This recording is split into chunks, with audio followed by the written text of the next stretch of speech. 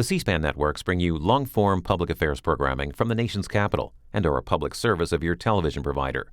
C-SPAN, created by cable.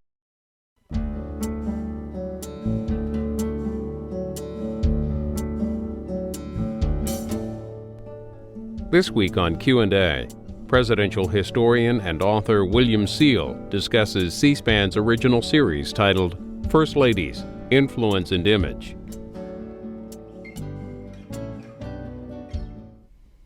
Historian Bill Seale, who has the reputation in history as having kept the best White House? You mean kept as a place to live, as a residence? Yeah, well groomed and all that. Probably, let's see, that's a fast one. I would say probably Mrs. Theodore Roosevelt, the Roosevelts. It was why? fresh because it had been done over in 1902 and remodeled into a more formal, modern setting, and it was fresh, and it was run like a Marine camp. The White House was. Everybody knew his job, and everybody did it, men and women, on all levels, and it was spit and polish. Who's got the reputation for running the worst? The worst White House. I never think of it as a worst White House. Well, the complainer was Mrs. Harrison, Mrs. Carrie Harrison, Ms. Benjamin Harrison. She found it in terrible condition and disliked it a lot. Structurally it was bad, and the walls were in bad shape. And actually, after the Roosevelts, the Franklin Roosevelts moved out, the Trumans went into a pretty beat up house. The 13 van loads of furniture were taken by the Roosevelts of their own possessions. So the place was just beat up. I mean, there were white squares on the wallpaper where pictures had been for 13 years, it was pretty run down. That's not why Truman remodeled the house, though. No president has time to just take off and do the house over. There's a requirement for it. And the security was the basis of this with Truman, not the fact that it was shabby. But the Secret Service and all said, this is too dangerous. This house is a house of wood, primarily inside, with all the lath with the plaster and all. One firebomb could ignite it.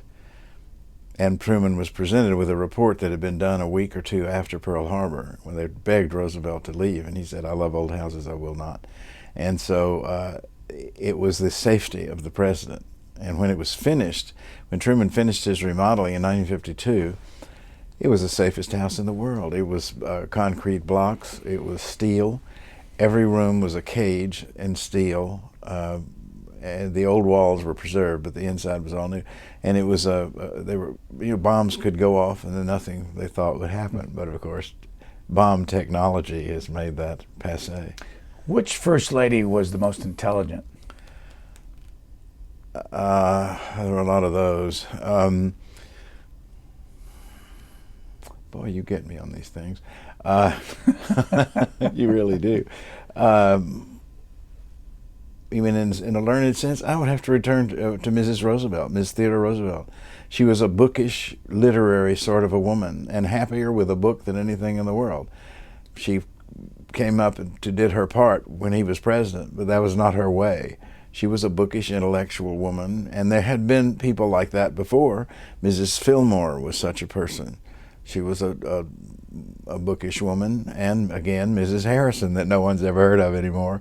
But Mrs. Harrison was a very smart individual and also politically astute.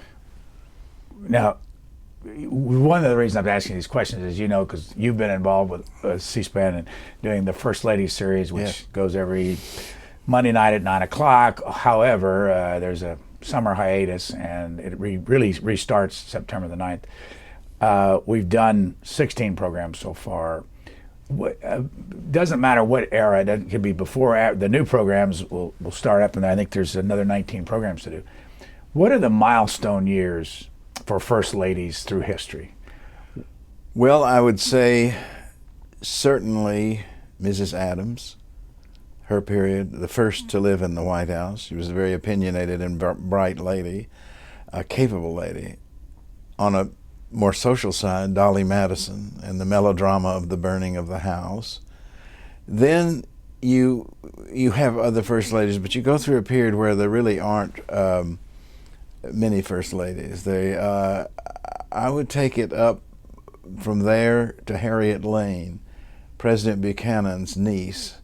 The White House was, everyone would remember, some of the old people clear in the 20th century would say that was the grandest White House that ever happened. She had been a young girl when her parents were dead, when her uncle was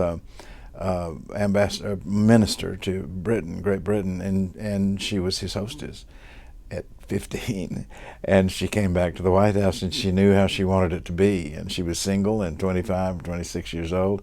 And it was quite splendid on the eve of the Civil War, with all the drama that went with that. So, okay. Buchanan never married. No. He raised his niece and nephew, Harriet and Buck. And why did he raise them? Their parents died, and he took them in. Well, he's often cited as one of the worst presidents in American history. And when you see the professors rate them all, how did that track at the time? Well, Lincoln didn't think so. Lincoln very much appreciated his holding the Union together until the next administration could take over. He was a brilliant diplomat. Sometimes that's not appreciated with a president, I think. They're a very good administrator, or everybody sees that, but the diplomacy is another matter. And he was a fine diplomat, a very talented diplomat, an older man when he took office, and a kind of a celebrity.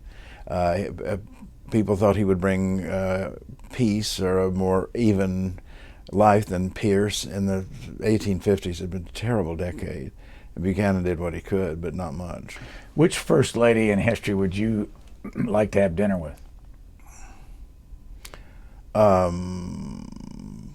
Here I go again. Probably Mrs. Roosevelt, Edith Roosevelt. Teddy Roosevelt's wife. Sure. Yeah. And why? Because I think she was tremendously good company. And of course Dolly Madison was good company too. Mamie Eisenhower was good company. No one ever forgot a dinner with her. And why is that? Well, she was giddy and fun and made people laugh and had everybody feeling good. Mrs. Lyndon Johnson, whom I have had dinner with, was a very charming person. You knew her well, and she's a very charming person to be with too. But a woman who's made it through that much to get there has to have some charm, you know. Almost any of them I would take. I might be a little scared of Mrs. Lincoln, but all the rest of them I think would make good company. We got some video clips of comments about White Houses and First Ladies and all that, and presidents. And the first one is Clarence Lusane, who is a professor at American University. And he did a book on the history of blacks in the White House. Mm-hmm. This is from a Q&A a couple years ago about the Martha's slave, Oney Judge. Martha Washington's slave. Let's watch this, and you can pick it up at the end. And she found out in early 1796 that Martha Washington was planning to give her away as a wedding gift. During slavery, slaves were given away. And this was, of course, upsetting to her because the Washingtons had promised that when they died, they would free individuals who were enslaved to them. And so she had some hope that down the road, she would be out of this institution. But if she was going to be given away, that meant probably her whole life was going to be in slavery. So she began to make plans to escape. And as she writes, as she talks about later, one evening in late spring 1796, while the Washingtons were literally sitting at the dinner table waiting for her to serve them, she went out the back door.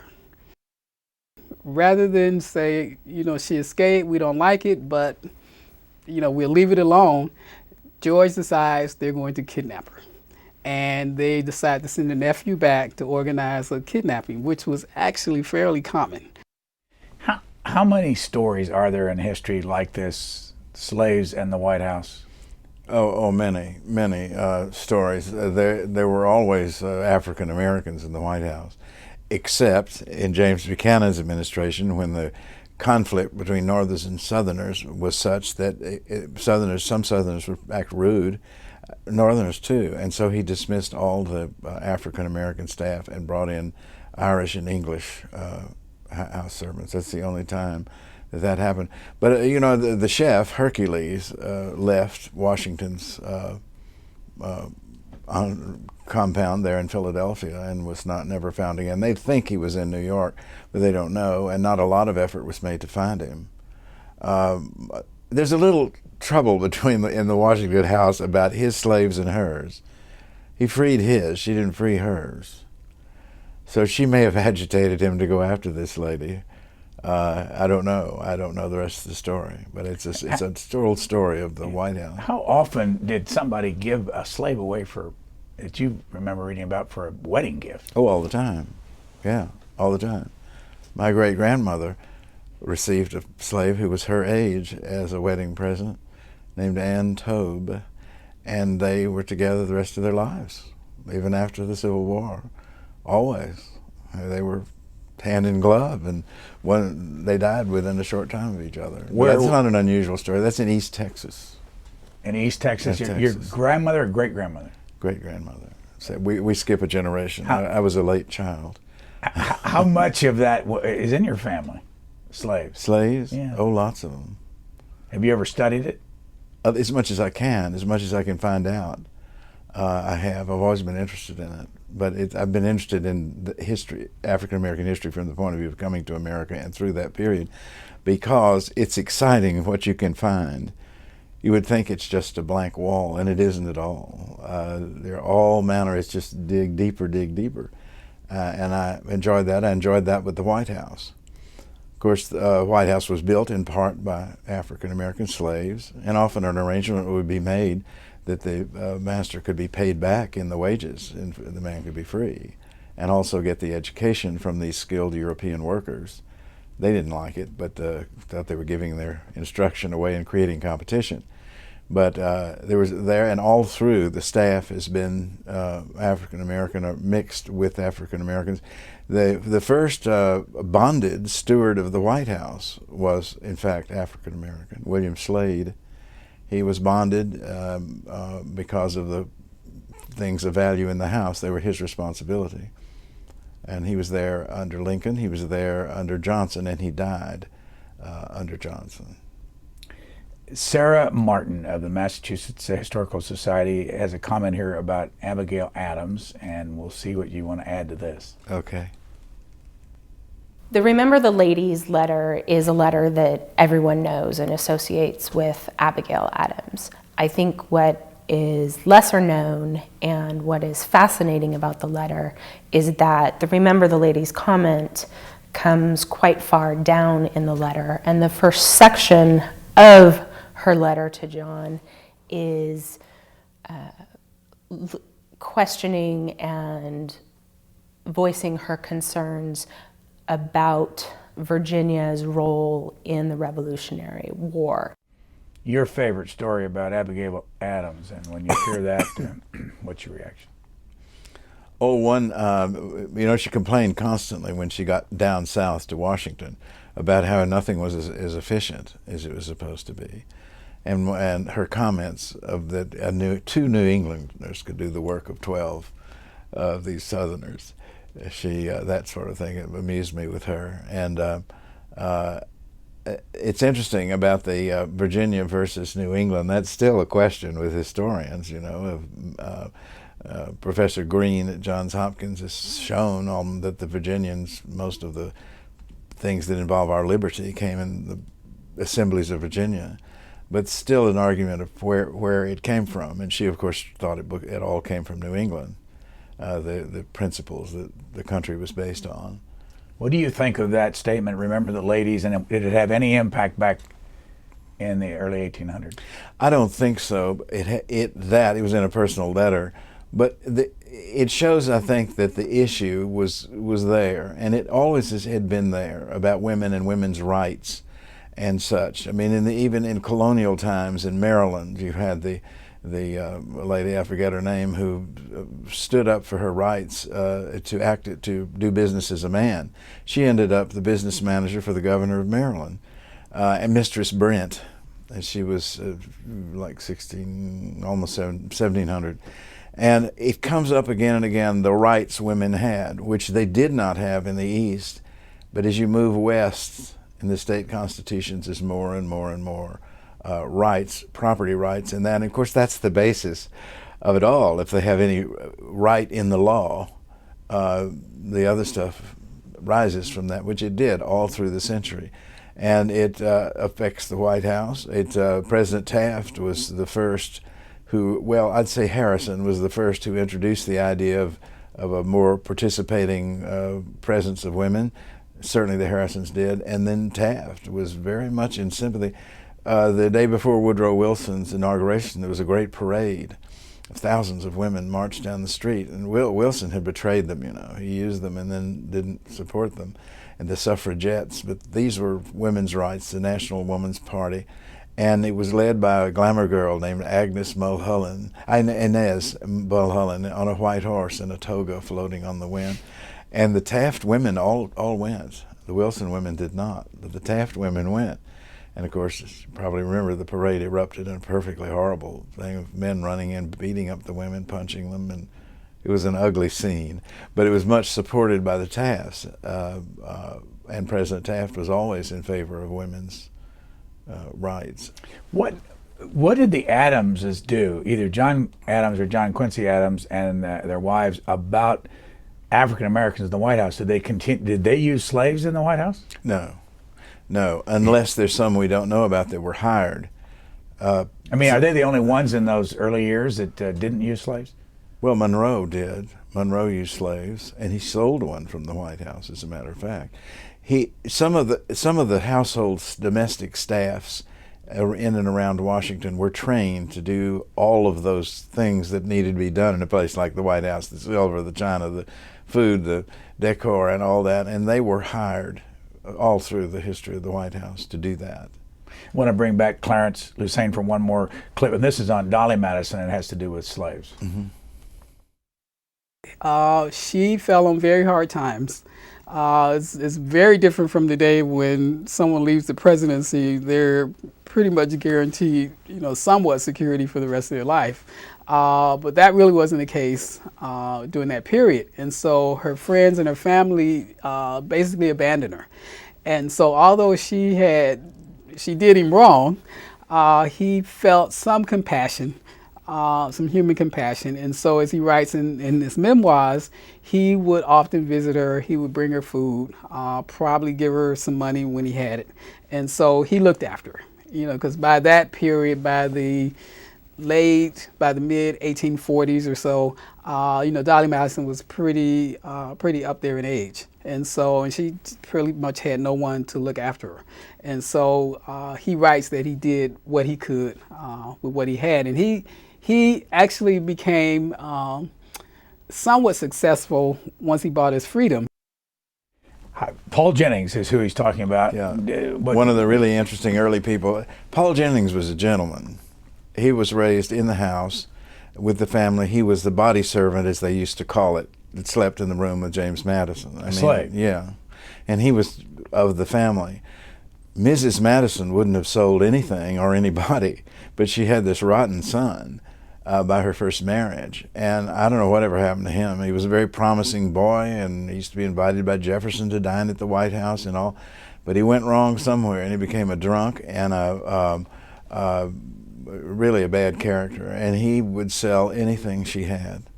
And that the diaries of Madison, the famous diaries that were illegally kept at the Constitutional Convention, Henry Clay and Daniel Webster got the Congress to pay her $25,000 for it. Well, now that was a year's salary for a president. That was a lot of money. That son had run through it in a minute. She let him do anything. He's the one that sold Paul Jennings to the slave trader. That's the worst part of it all. But it goes on. The slave traders he brought into her house, and Suki, her maid that she'd been with forever, was with her at the White House in the flight from the White, everything. was sold, and other house servants, and a friend was there, and he said it was horrible. It was like that they were poking around on them, and it looked like they looked like frightened doves. Mrs. Madison, her son, she just had power over, and that's how that happened. It's a terrible story. Who in history that had slaves gets a gold star for freeing them, really freeing them, not when they died, before they died? It seems like all the stories you hear about freeing the slaves is when I'm dead, they can go free. So well, General Grant did. General Grant did the same thing. He had a slave, and he freed him. Before, yeah. Anybody else? And I guess I'd also ask you the question is, where did we get the idea that all men are created equal when we lived in a society like this? I mean, how did they deal with it in their heads back then, from what you can tell? Well, there are other people that could answer that far better than me, but I think it's the racial distinction. The black people were highly identifiable, and I think that people were willing to accept the fact, or accept as a fact, that they were inferior. This happened in Latin America, of course. Queen Isabella decreed that all the Indians were human beings, and they were not to be treated badly, even though they were, but they weren't supposed to. But that did not include black people. And so I think it's just a bit of a curse that runs through history and is being rectified. But it's taken a long time.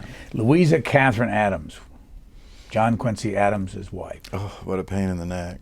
She was beautifully educated, raised in England, married to a merchant. I mean, her father was a merchant named Johnson, and she and John Quincy married. He was a stiff upper lip guy who'd been pushed into the diplomatic service by his parents as a teenager.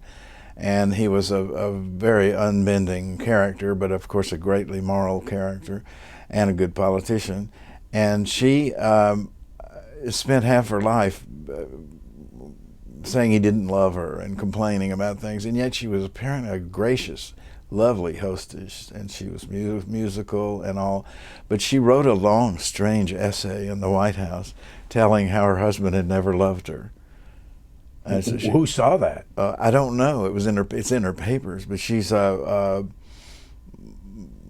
strange, neurotic sort of a woman. But what do you think he would have been like personally? Oh my God, he would have been a bear. She would have had to love him a lot, because he was very strict and very particular about everything, and he had his interests. And you read his diary, he just partitioned his day, and by gosh, that's the way it went. He gardened sometime, he did State Department sometime, he did this sometime, he went swimming in the creek sometime at a certain time, 6 in the morning, and that's the way he lived. There were no soft edges to him, and she had lots of soft edges.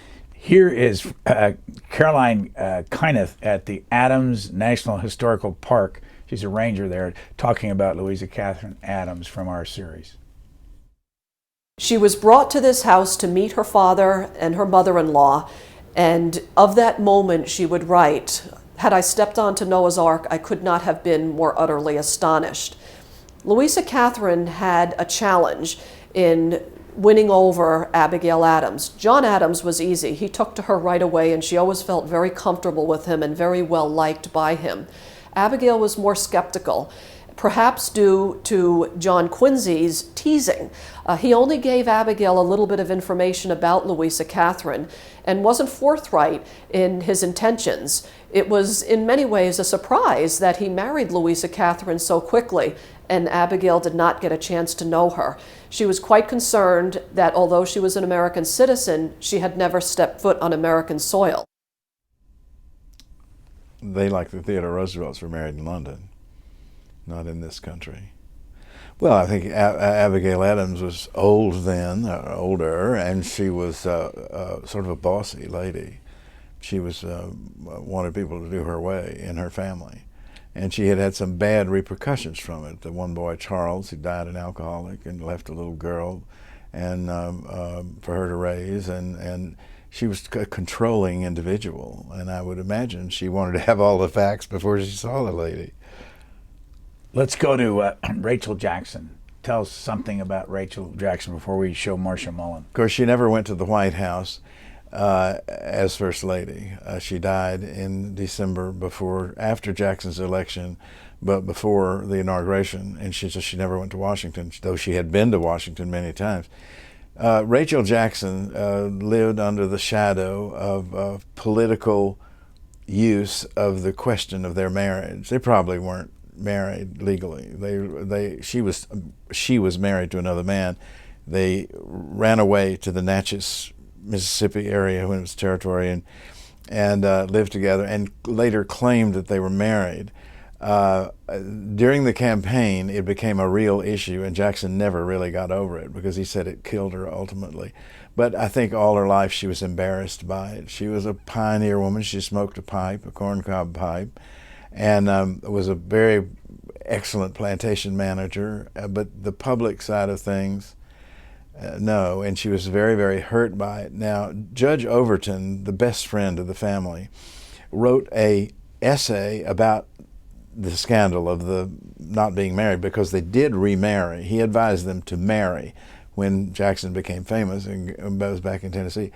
Judge Overton says a whole thing in detail, and then he gets up, and they went to Mississippi, to Natchez, and as they say, they were married. He wouldn't go any farther than that. What did Andrew Jackson do the rest of his term? 2 terms. As far as the First Lady? For a hostess, he had his wife's niece, Emily Donaldson, but Emily died in the second administration. Now, Emily was there for a while. She was very popular in Nashville, in Washington, but she left over the flutter of the Margaret O'Neill scandal of a woman of very loose morals, known for loose morals, who married a member of the cabinet, the Indian expert. And the women would not, notably John C. Calhoun's huffy wife, and they would not accept her, even though she had authority, as her political position was, and the women wouldn't call on her or wouldn't receive her, and it became a really ugly thing. And Jackson appears to have paralleled this with his wife's treatment. Now, Mrs. Jackson would probably not have been treated that way in Washington, but Peggy was not a very nice person. Here's Marcia Mullen, the chief curator at the Hermitage, which is right outside Norwell, of Nashville. Mm-hmm. This is a letter that Jackson wrote on the day that Rachel actually died, December 22nd, 1828. He's writing to his friend Richard Keith Call, and in the letter he describes the onset of Rachel's illness, her final illness. And he says that she was a few days hence suddenly violently attacked with pains in her left shoulder and breast, and such was the contraction of the breast that suffocation was apprehended. It was clear that she was in very serious condition. But he talks about getting ready to go to Washington, like he's just assuming she's going to get better and off we'll go. But unfortunately, she did then pass away later in the day. In history, it seems like, especially during our first half of the series, that there's an enormous amount of health problems. Oh, yeah. Did anybody escape health problems? No, I don't think they did. I think you had to be tough as a boot to make it in those days. You could take a whole body bath and die of pneumonia 2 days later. So they didn't do that, except in the summer. And people were very careful. You went to the apothecary, the drugstore, and you bought things to put together to make a medicine. They hadn't very little patent stuff in the early days, and until the later 19th century. Health is always a big concern, and that's why the presidents of the early days all left in the summertime. They left at the end of June and went somewhere else, home sometime if they were farmers, as most were.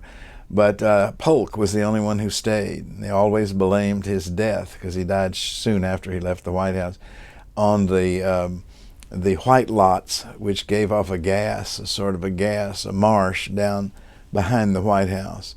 The White House was set up on a sort of a podium. There was a stone wall, and it was made level behind it, and then there was a drop of 12 or 15 feet. And it was marshy, and these fog used to come up, Jefferson describes looking out his office window at it and how evil it was and poisonous. And nobody ever stayed because of that except Polk, and then he died. Well, as long as you're talking about James Polk, one-termer, died at age 53, what was Sarah Childress Polk like? A very, very smart, astute woman who got what she wanted. Any way you looked at it, she got what she wanted. And she came to Washington to serve her job as First Lady and do the things she believed, not allowing dancing or alcohol, that is booze, because Dolly Madison had introduced whiskey punch, and Washingtonians just love that. But she allowed wine at the White House, but no more punch. That stopped. And she asserted herself definitely in Washington, Mrs. Polk did. She had been a helpmate to him. He was a quiet man, a very quiet man, very smart, and she sort of ran interference for him, I think, all their young married life and on. Over the years, were there any arranged marriages among the first ladies and presidents? Not that I can call to mind right now as an arranged marriage of the parents getting together and saying, or a deal being made. No, I don't know if anything. Sort out to John Tyler. What? How many kids? Gosh, I think 8. I'm not sure. Well, but he was having them clear up to the Civil War. But he had 2 families. 2 families. His first wife, Letitia, was ill with one of those lingering illnesses, and she did come to the White House, but she died in the White House. And not very long after, he married one of his daughter's good friends, who was a young woman in her 20s. And they had quite an elegant 2 months as President and First Lady. And there's a funny letter that her, Julia, the wife's sister, writes her. And she said, "You spend so much time hugging and kissing when you should be making hay for your family." Here is the great-grandson. No, the grandson of John Tyler, Harrison Tyler. Do you know him? Mm-hmm. Yes, I do. This is from the series. Oh, good. Watch this. She knew her father was up there, so she fell in behind them. My grandfather fell in behind her going up the steps to the deck. A sailor came running back, calling out, "Don't let Miss Gardner fall, her father is dead." When she heard that, my grandmother fainted, right back into the arms of the president. He caught her tenderly and gently. So the ship did go and dock, and when it docked, he picked her up and carried her down the gangplank. As she was going down the gangplank, she came to. Later, she wrote her mother, saying that the first thing she remembered was going down the gangplank in the arms of the president. And she struggled, and her head it fell over into the crook of his arm, and she could look up into his eyes. And she wrote her mother, saying, "I realized for the first time that the president loved me dearly." What do you think? Well, I'm sure it's true. And she I love the tenderly and gently Yes. he caught her. But explain the circumstances of who he's talking about. Oh, it's they took the cutter Princeton out on the river. The Navy did for a show, and Dolly Madison was there. All the celebrities were there, and they fired this enormous cannon, and it backfired and killed several people. And they were bodies were rolled in flour and taken and put on the East Room floor. And one of them was Julia Gardner's father. And it was a great tragedy, a terrible thing that happened. And she was an ambitious young and very attractive young lady, and lived many, many years. And how old was she when they married? I believe she was 24, but I'm not sure. And he was how old? 50-something. And what was the reaction in the country to that? I think people were pretty happy about it. It was very interesting to people. His hostess had been his daughter-in-law, who was the first actress in the White House. Mrs. Reagan was next, but he was the first. She was the first, and she got the gate bitterly. But Julia took over, and they acclaimed her appearance at the White House. Some people tittered a little because she dressed up in a royal manner and stood on a platform at the end of the Blue Room and nodded at the guests like Queen Victoria. That was made fun of, but I think it was a very popular time, They entertained practically everyone in the country in that brief 2 months. And then, of course, the Polks came in, and it wasn't as cheery. I have a simple question to see if you can answer this. How do you remember all this? You haven't got a note near you. Well, I don't know.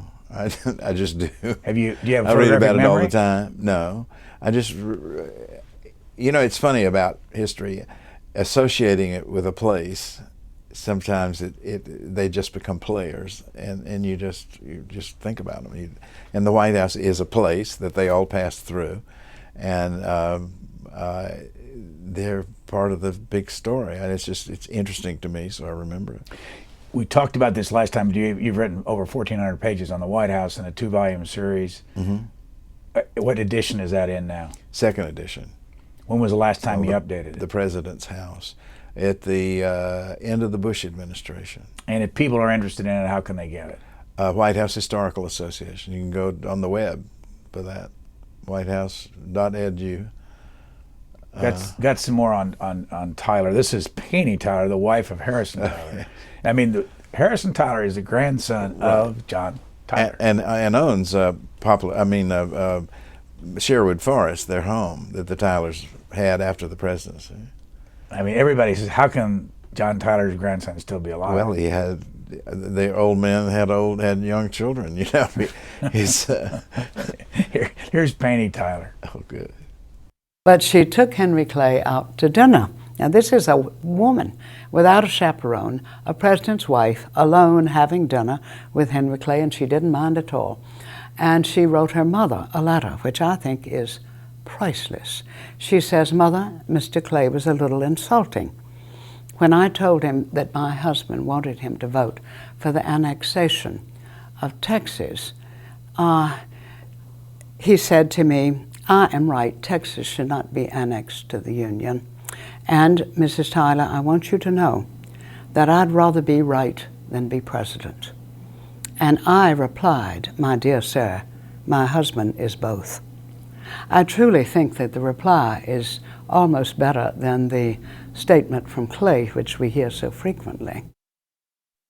Julia having lunch with Henry Clay, what would that be like? Well, it would be amazing. It would be very formal, for one thing, and probably in the family dining room on the main floor. Just the two of them. It's odd for two people to have dinner at the White House. It's usually 30, as you know. But it would have been informal. He was very courteous, and very amusing, a very amusing man to be with. And she seems to have been for someone who hadn't climbed the political ladder and had just come in from New York society, which she was, a member of an old New York family. I'm sure it was about as charming as anything could be, with the repartee and back and forth in a high-ceilinged room with chairs around the walls and butlers coming in and out. Over the years, and you've told a lot of stories to a lot of audiences, what's the story that everybody likes the most? Is there such a thing? Well, there's several, but of course the burning of the White House, the flight of Mrs. Madison, is the single, really, the one that really turns people on. I like about McKinley. My favorite story is about McKinley, of all people. It's the forgotten president who changed the presidency, but the Spanish-American War was just going to happen, and he needed money for it, and he called the Speaker of the House to the White House around midnight, and they talked and talked, and he finally said, the Speaker said, "Write down what you need." And he wrote on an old piece of telegraph paper, 50 millions for defense. And 2 or 3 days later, the Speaker had it for him, which of course put the war in the President's hands. And it elevated the President to a level of power he hadn't known since George Washington. So the chief executive was fading, and a new presidency was coming. And of course, poor McKinley was killed, and Theodore Roosevelt was left to dramatize the new presidency. Here is Debbie DeSchmidt, the Andover Historical Society, talking about Jane Pierce. Jane and and Franklin were staying in Andover because there had been a death in the family. Jane's uncle, Amos Lawrence, had died, and so they went to Boston to attend that funeral. They returned to Andover so they could pack their things and head to Concord, where they could get ready to move to the White House. Unfortunately, the train ride was very devastating for the family. They were about a mile outside of Andover. An axle rod broke on the train, and it slid down an embankment. And as I understand it, Benny was a child. He was moving about, but this was within 5 minutes of the train ride beginning, and when the train rolled down, he was hit in the back of his head very severely, and Benny did not survive the crash. The services for Benny took place at Mary Aiken's house. They went to Concord to bury Benny, but Jane did not attend. She was very grief-stricken and could not make it to the final procession of the funeral.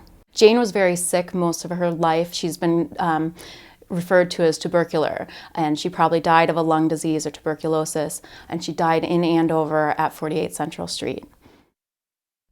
It's a very sad story. You know, they thought he was just down the hill in the snow, and the father went down to get him, and his cap fell off, and the whole top of his head was crushed. And that's the second child, the little boy they lost. And Mrs. Pierce, of course, never got over that. I guess maybe no one would. But it became very morose, and she wrote letters to him all the time in the White House. And then the Jefferson Davises had a little boy, and he was 2 years old, and she would visit around because it was part of her job to call.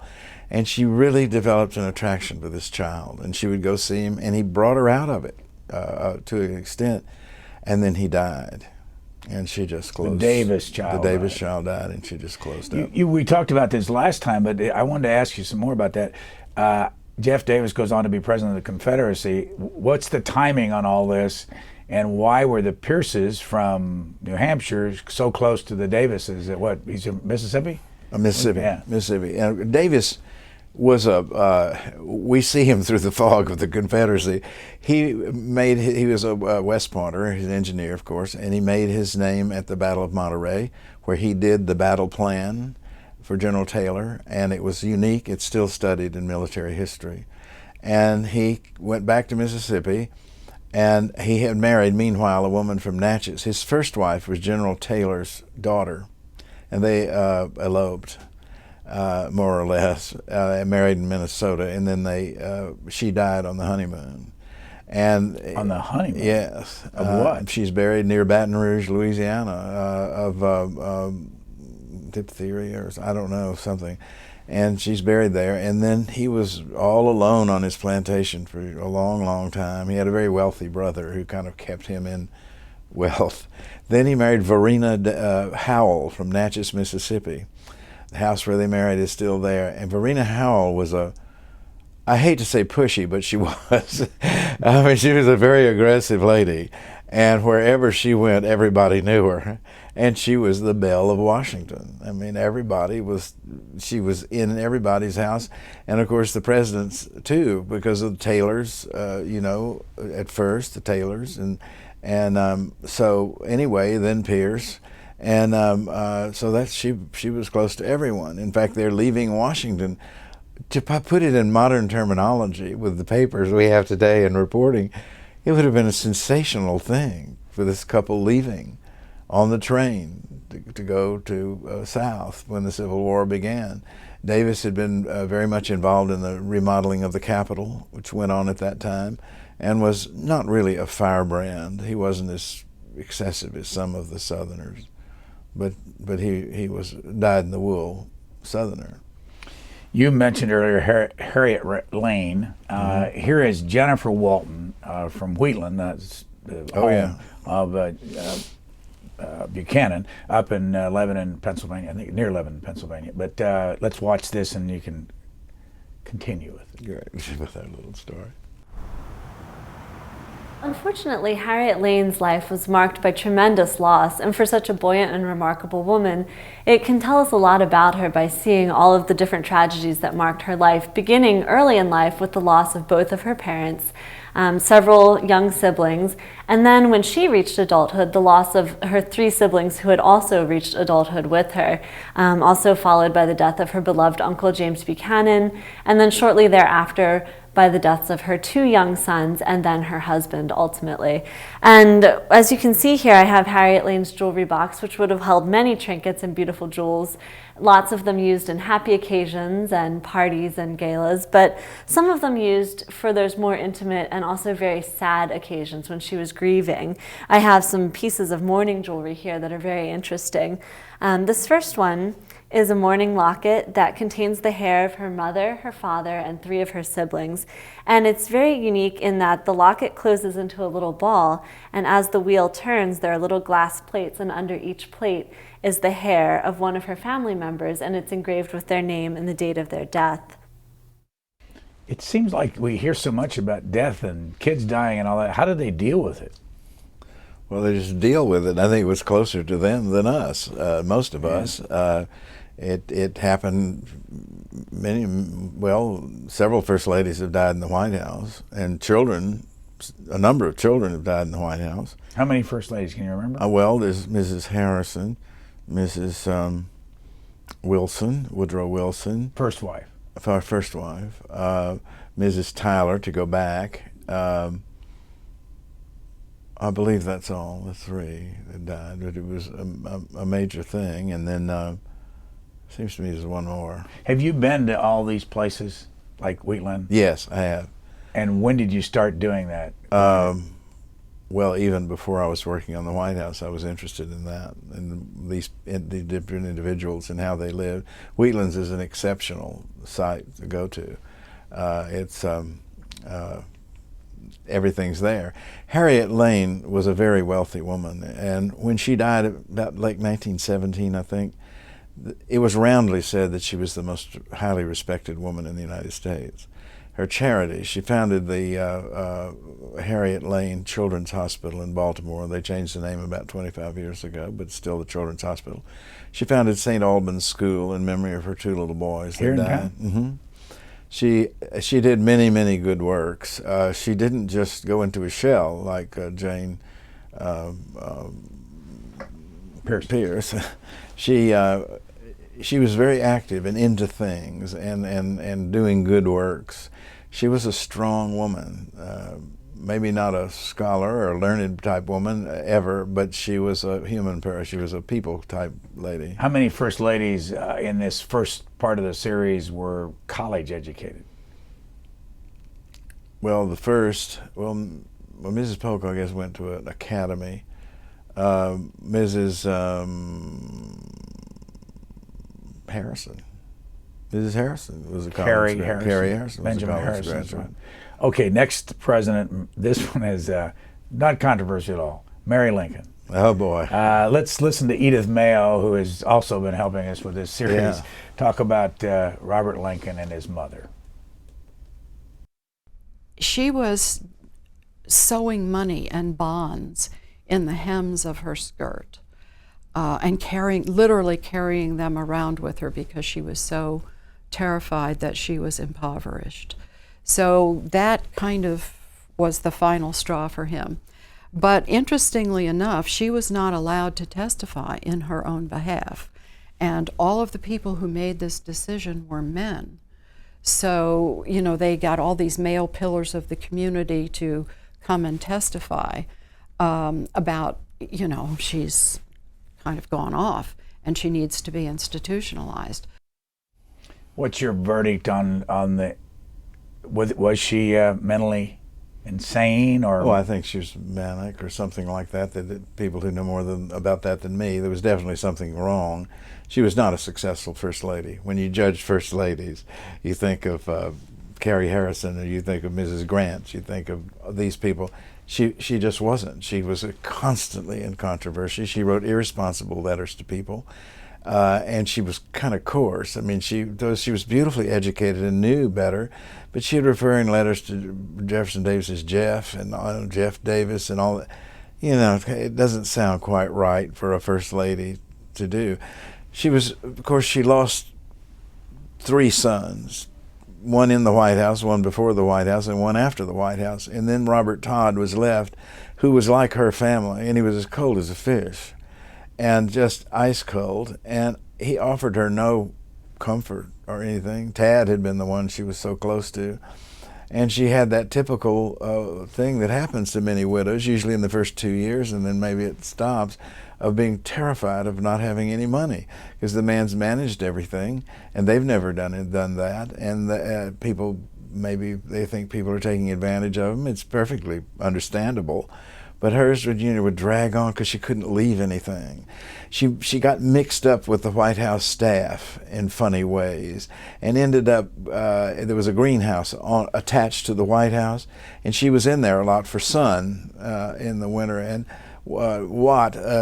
John Watt, gardener, got close to her, and he was a crook, and he got close to her, and she would tell him too much, and he finally got access to the office, and then took one of Lincoln's speeches and gave it to another unscrupulous person that she associated with. Quick last question on this.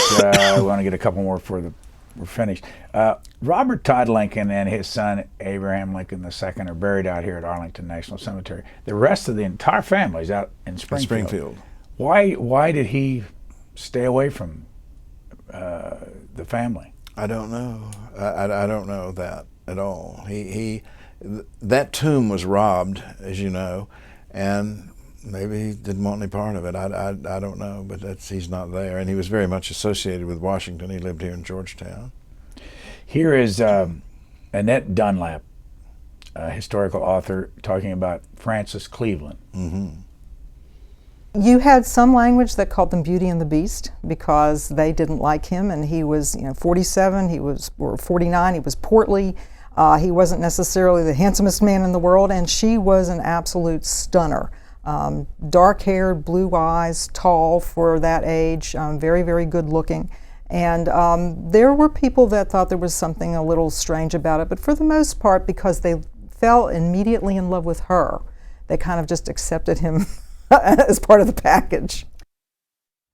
Okay, how did this happen? Well, they were 20 years apart or more, but he had known her since she was born. She was the child of his business partner, and he was his ward. And they were very much in love with each other, very much. And he was protective of her in a fatherly sort of way. He couldn't stand the press and ever mentioning her. Well, she was all over the press. She was the first lady who really was news all the time.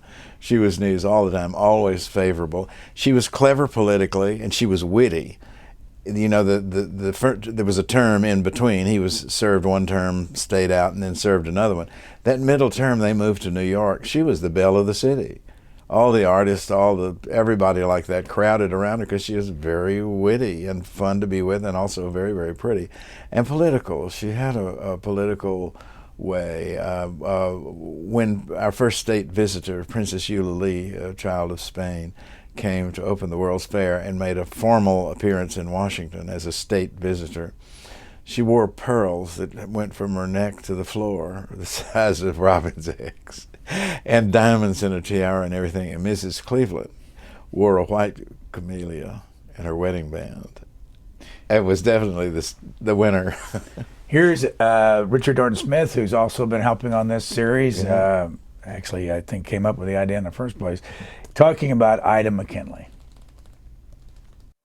When he was governor of Ohio, every day at 3 o'clock in the afternoon, he would stop whatever he was doing and he'd go to the office window and he'd wave his handkerchief so Ida could see from the house across the street. Later on in the White House, Ida insisted, the obvious thing to do would have been for her to withdraw from public life. But that wasn't what she wanted, and it led to some rather uncomfortable scenes. We have testimony from William Howard Taft, among others, who found themselves sitting next to the First Lady. Traditionally, obviously, the President and First Lady would be seated either at different tables or opposite each other. The McKinleys sat next to each other, so that if Mrs. McKinley had a seizure, the President, from long practice, would sort of unobtrusively take a napkin and drape it over her face until the seizure ended. and she might resume in the middle of a sentence where she'd left off. Now, President McKinley was killed, assassinated. What happened to her after that? She lived about a year, and it's to everyone's surprise, she seemed so weak, and he was so hoveringly protective of her. She was as strong as she could be during the whole thing. She accompanied the body by the state funeral in Washington. She accompanied the body back home to Canton, Ohio, and was as strong as she could be. Did he ever do the napkin thing in public? Oh yes, at state dinners.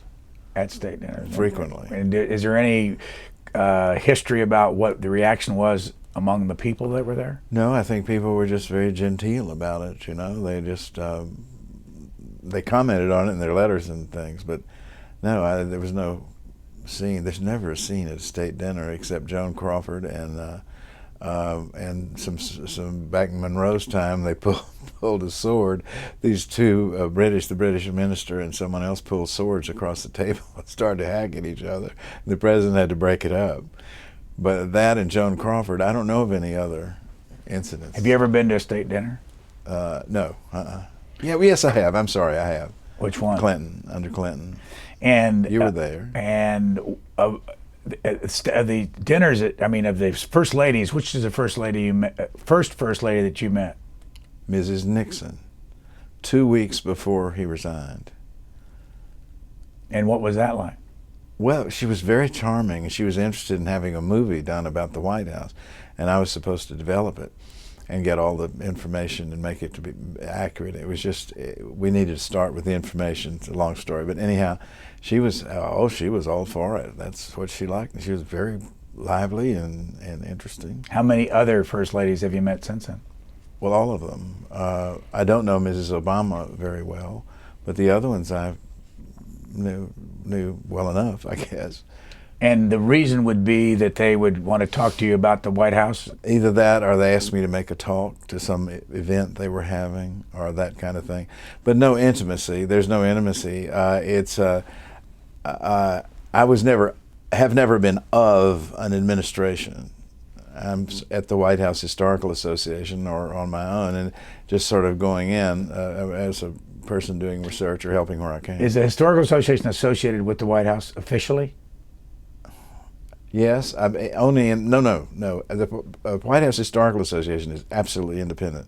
It does publications, and it assumes the responsibility of interpreting the White House to the American people, which has a long history. Jefferson first opened the White House in April of 1801, and the White House has always had to be shown as the people's house. We'll project that 200 years.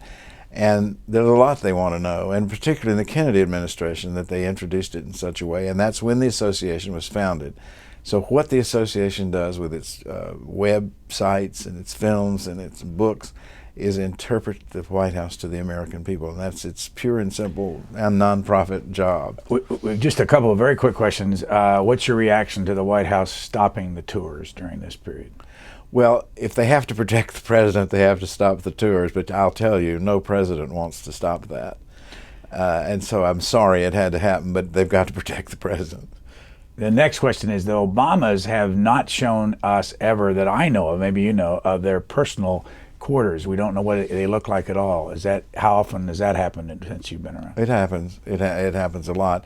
And in the earlier period of the 20th century, the 50s, you would never have gotten in the Truman's private quarters, and you would have gotten in Roosevelt's as a guest, but the Obamas they have so little privacy that to have that suite of 20 rooms, maybe 15 rooms, that they know they can go in a room and not look at 10 people, it's perfectly understandable. Now, you've helped us on this series of First Ladies. It starts up again on September the 9th. What do you think people will react? Will they react? Will the first half be more interesting, or the second half of First Ladies? The first half is going to be more traditional, historical, of course. What we've already seen. This sort of thing. More modern, though, because you put the brake at the right place. It's when we started becoming a world power, and that's the theme of the 20th century.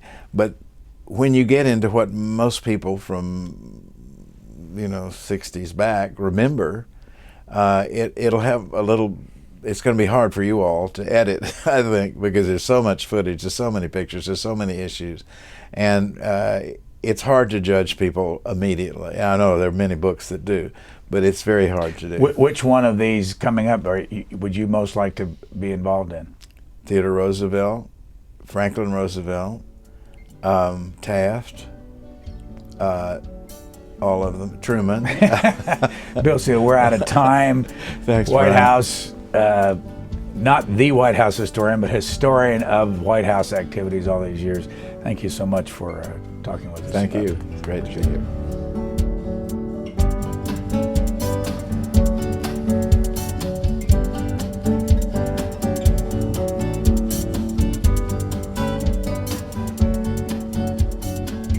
For a DVD copy of this program, call 1-877-662-7726. For free transcripts or to give us your comments about this program, visit us at qna.org. Q&A programs are also available as C-SPAN podcasts.